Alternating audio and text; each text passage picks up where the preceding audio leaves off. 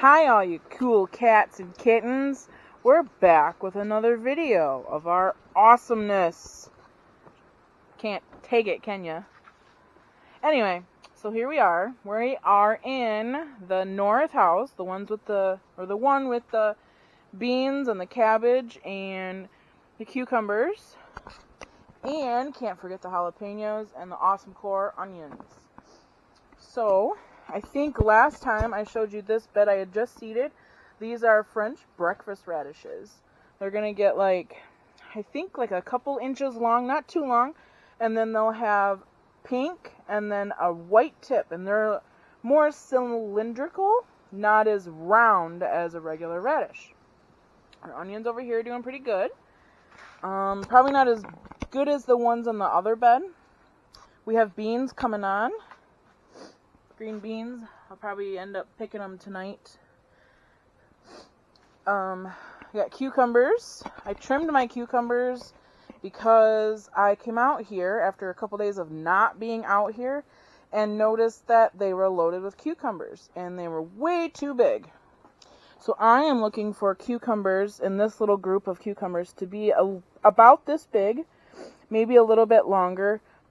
These are the ones that you see in the store.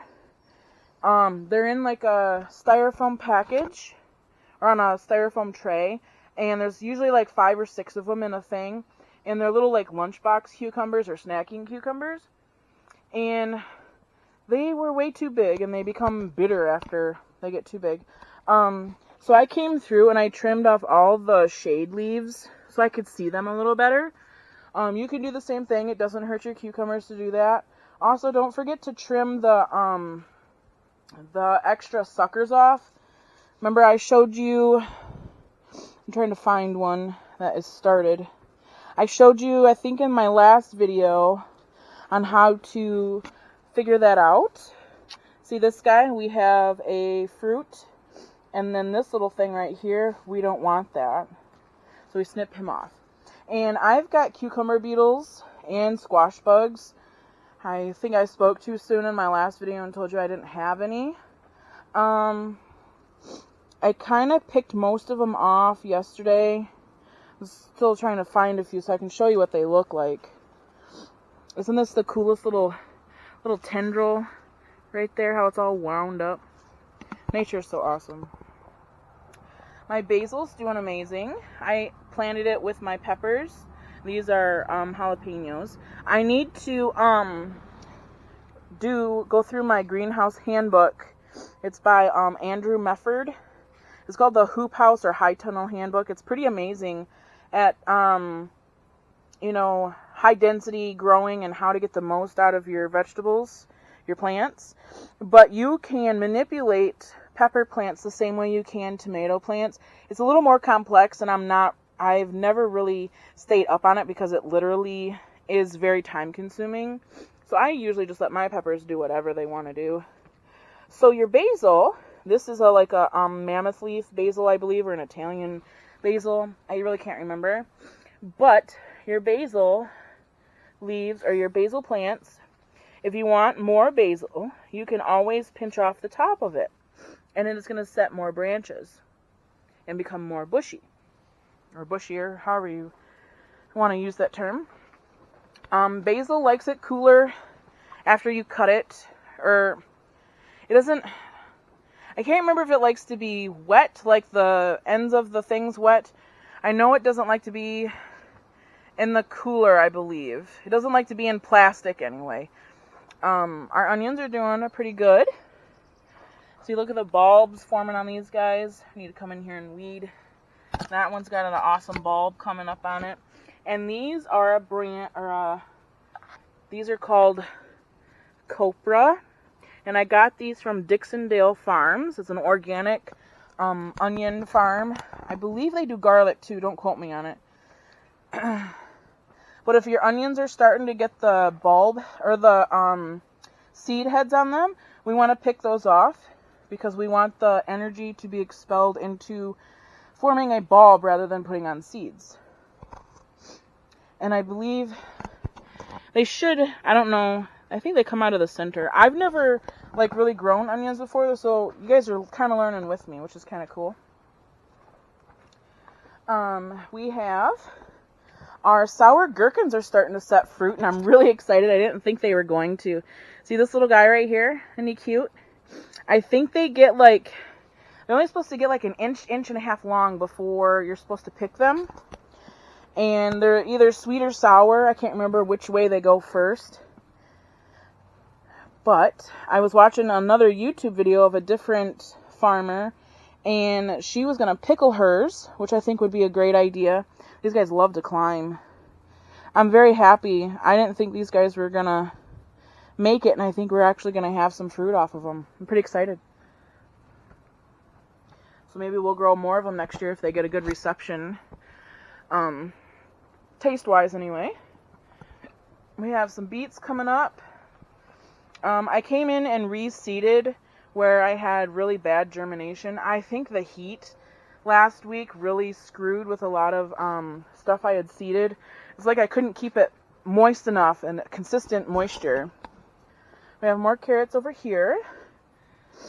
I try to seed carrots every 2 to 3 weeks just because carrots take forever. They can take 1 to 2 weeks to even germinate. Supposedly, lamb's quarter is supposed to be the bomb. I tried it today, and it's really not the bomb to me. But there was a discussion on one of the market growing groups that it's actually very comparable to spinach, or it's in the spinach family or something like that. And it's delectable and a delicacy in Europe. News to me. Goats love it. If you want to make a friend with a goat, this stuff is the shit. So we have our romaine coming up. I came in here and seeded more because, like I said in the other bed that I just showed you with the beets and stuff in it, I had really bad germination. See, there's one coming up here and one there. So these are supposed to be a mini version of a romaine. So kind of anxious to see how that works out. Our cabbages are looking awesome. Like, just to look at them, it makes my heart happy. It's like my OCD just loves how they look. This one's got a nice head on it. I haven't seen any cabbage worms yet, so I'm not gonna spray spinosad or anything like that on them quite yet. When I start seeing them, then maybe. The cabbage worms come from those little white and yellow butterflies you see. Those are cabbage moths. That's what I call them. I don't know what you call them. So they're pretty, but they're a pest. Spinosad or BT, both, if you get the certified for use in organic farming, you can use those. So Spinosad or Captain Jack's Dead Bug Brew and BT, bacterial thuringitis or something like that, they are okay to use in organic and natural growing. There are some that are even labeled for organic use, and that's what I use. The Spinosad and the BT, they are bacterias, and how they do their good stuff, you spray the stuff on the plants, and then the insect or the worm, soft-bodied creatures, will eat the leaf. Like the cabbage worm or the tomato worm will eat the leaf, and they'll consume the bacteria. And what happens is, in the insect's gut, their digestive system freezes. It stops. I guess I've heard it compared to turning to stone. And inevitably, they die because they can't digest anything else. You can hand pick your tomato worms. I don't like doing it because I don't like their texture and their weird clicking noise they make. You can hand pick things, or there's those wasps. I've only ever seen it once. It was the coolest thing in the whole world. I saw where one of my tomato worms on my tomato had all the larvae for the wasp. And when those larvae hatch out of their egg or whatever, they eat the tomato worm. And to me, that was poetic justice. It was pretty awesome. Now we're going to see the raised bed garden from a different angle today, from this angle. Our corn's doing pretty good. Literally overnight I think it tripled in size. It's pretty exciting. I need to weed these beds a little bit. But, in here where not a lot germinated, I came back in with more fresh seed and stuck them back in. So we'll have corn maturing at different dates, and that's kind of how I prefer it. I don't like everything to come on at once. I don't like to be overwhelmed with produce that I want to consume anyway.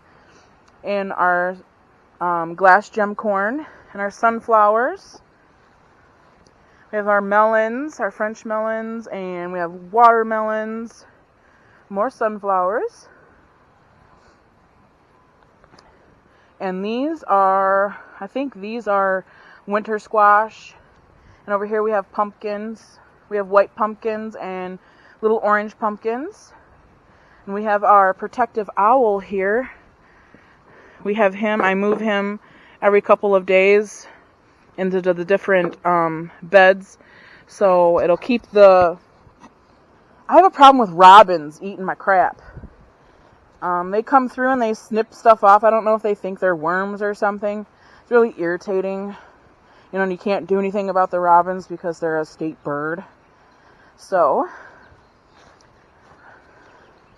let's go on to the south house, where we have some awesome stuff happening. We'll go in through the back. Oh, look at our potatoes. Gotta get Axel out here to get rid of these thistles. Potatoes are doing amazing. I really can't wait to see what we get out of them. So we are in the back end of the south house. This is the one closest to the road. We don't have any squash bugs in here, thankfully, because of the Callan clay. I think that really did something, really irritated the squash bugs, because now they're on my cucumbers. And normally they stay off my cucumbers. I did some more beets in here. This was all beets and we picked them. We have yellow squash and the regular green zucchini coming on. These are our Brussels sprouts. They're called kaleidoscope Brussels sprouts. I got them from Johnny Selected Seeds. They haven't started doing their thing yet, but Brussels sprouts take forever, literally. And they're one of Axel's favorite vegetables. But these guys, when they're ready, they're not going to be like your normal round Brussels sprout. They're going to be like a bouquet of kale. And I'm excited to see how they turn out. Speaking of kale, we have kale ready. We have red kale and green kale. If anybody's interested, our farm stand is turned around and I'm hoping to stock it this week. We have our broccoli is doing really great. I started some more broccoli and cabbage actually. So when they're ready to be transplanted, I will be transplanting them into the middle of my tomatoes. We have heads of broccoli coming on. Pretty awesome. No cabbage worms on these yet. I think most of this damage is done by flea beetles or slugs when I transplanted them out here. Oh, I take that back. See these guys? I have to spray them. Nasty things. So, I guess I'm taking my words back yet again. Our purple beans, they are beautiful and so delicious. They're just so cool. They turn green when you cook them. You hear me chewing? Alright, check out this truss. This tomato. These are cherry tomatoes.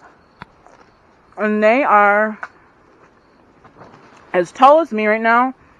And I am 5'3". Technically I'm 5'2". But I can't wait for the first tomato to come on. We have more peppers in here. These are also jalapenos. On this side over here by the peas, I have just random peppers. I think there's like some poblano.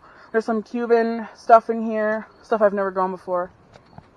But in here, see how there's like the empty space underneath the tomato plants.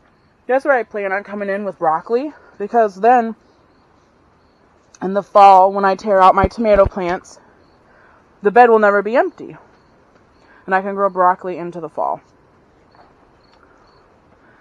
Got some awesome clusters of some paste tomatoes. I'm really excited.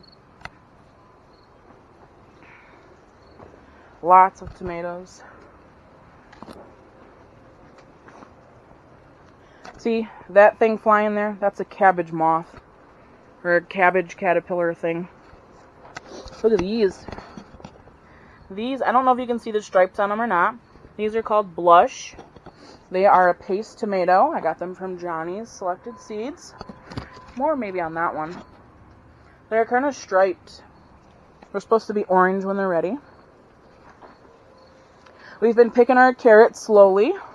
Some of them went to seed. I think they were just either too hot in here or... Look at that one. That's pretty awesome. That's a good carrot. Love those roots. Good soil when you have nice long roots like that. That's what you want when you're planting root crops. Pretty cool, huh? Cool. Another really cool thing is Axel helped me fence in everything. So everything is secured. So I'm pretty ecstatic about that. Got this awesome fence out front that's in the middle of the big house and the other two. I have them closed because it's kind of cold, like really cold. I think it's like 62 outside right now. I didn't know how that would be. And here we are. Cue Guns N' Roses, welcome to the jungle. The tomato plants in the very back are actually taller than I am. I haven't been in here to work since Friday. I did a little work on cucumbers today, but that's about it. I've had a lot going on lately. But yeah, look at these blooms. That right there, my friends, is a mega bloom. That will probably cause a cat-faced tomato. A cat-faced tomato is a tomato, you know, it looks like a normal tomato, and then you turn it over and it's got it looks like stitching around it. And there's nothing wrong with a tomato at all. You can still eat it. I love to see what nature does with them. They grow so cool. Usually it's heirlooms that do it. I've not really seen it on hybrids as much. I do want to talk about hybrids and heirlooms real quick. I know we discussed them a little bit in our last video. But see, this is an heirloom tomato right here. Heirloom beefsteak. And see, I'm kind of kicking myself because I wish I would have left that sucker. Because I was under the impression this was the top of the plant. And I come back this week and notice that there is no top of the plant. So when this one sets its fruit, it's done. That's another important reason why you really need to understand the top of the plant and a sucker. See, this one again has a double leader, and I don't do double leaders, so one of these is going to go. And I know one's got blossoms on it and one doesn't. So I'll figure that out. They're both the same height, so I think that one just decided to have a double leader. This is your weekly reminder also to trim and trellis your plants. Now that your plants are beginning to set fruit, like this one, when you're trimming your plants from now on, and I'm only saying this because this is how I do it, and people ask me, you know, how do you get such great production? You absolutely do not have to trim your tomatoes. You don't have to. I do it because I'm in it to grow as many tomatoes as I can. You do you, and you do what works for you, and that's completely fine. I do me, and I do what works for me. So we'll leave it at that. So, see this fruit cluster here, and everything below it is trimmed. Now there's another fruit cluster in here, and this is how long I haven't been in here, and I've neglected my poor babies. This one leaf would go, and this leaf would go. We don't want any sun leaves under fruit. So, and that I believe, correct me if I'm wrong, it makes the plant put more energy into producing fruit.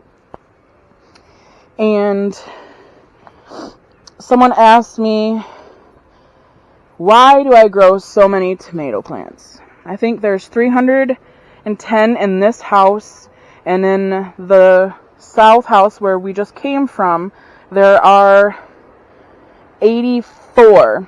So that puts me at 394 tomato plants. Again, I don't know math either. I usually don't grow this many. If this pandemic has shown anything, it should show all of you that our food supply chain is weak. If you were standing in line for food products or there was a limit on how many you could buy, that means that there is a hole in our food supply chain. Wherever it comes from, whoever grows it, whoever picks it, how it gets to where it needs to go, how it's produced, what it's turned into. That opened my eyes. I never in a million years thought that I would need to have my own food security.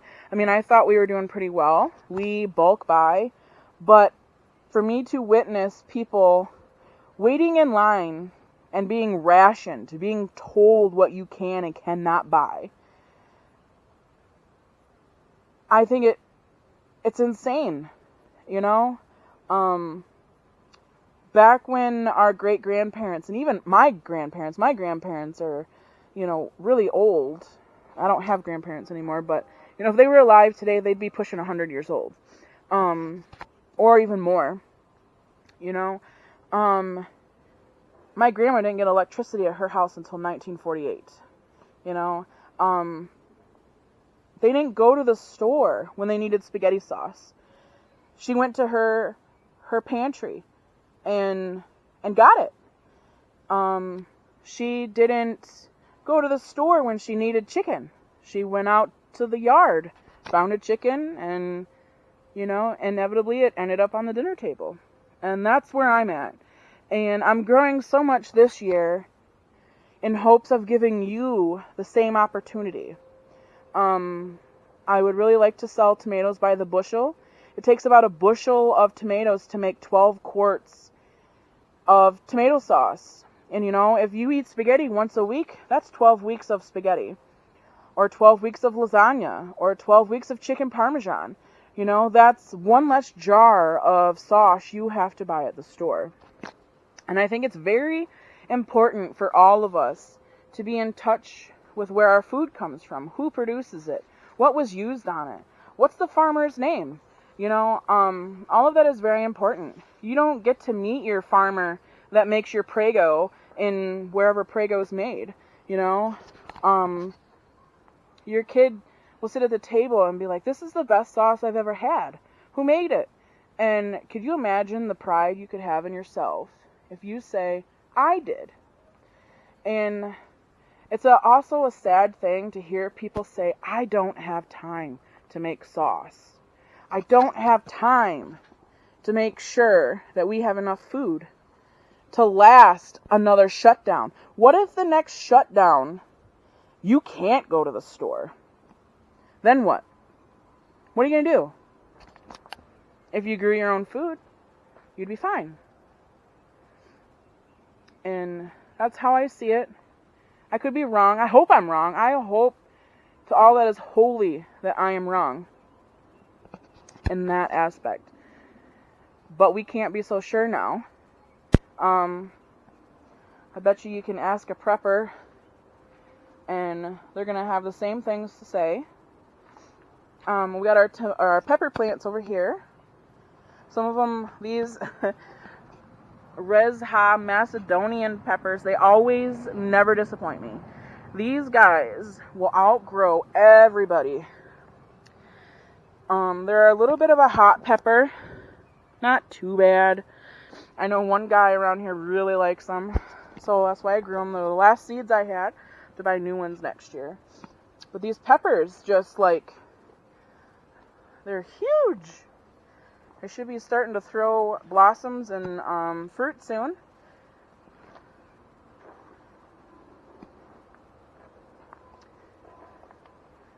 Another reason, or somebody asked me why I like growing tomatoes, and one of those reasons is tomatoes are different, but they're all the same.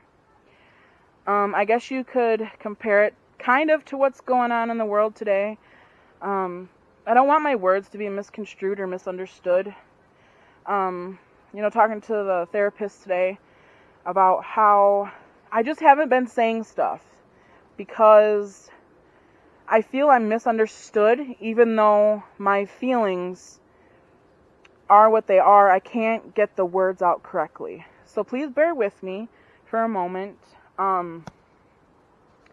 Tomato plants, if you look at them all, they all look the same for the most part, don't they? But their fruits are different. You get big ones, you get small ones, you get fat ones, you get skinny ones, you get long ones, you get round ones, you get pear-shaped ones. You have red, yellow, blue, orange, white tomatoes, green tomatoes, striped tomatoes, patchy tomatoes. The list goes on and on. And tomatoes can all be treated the same.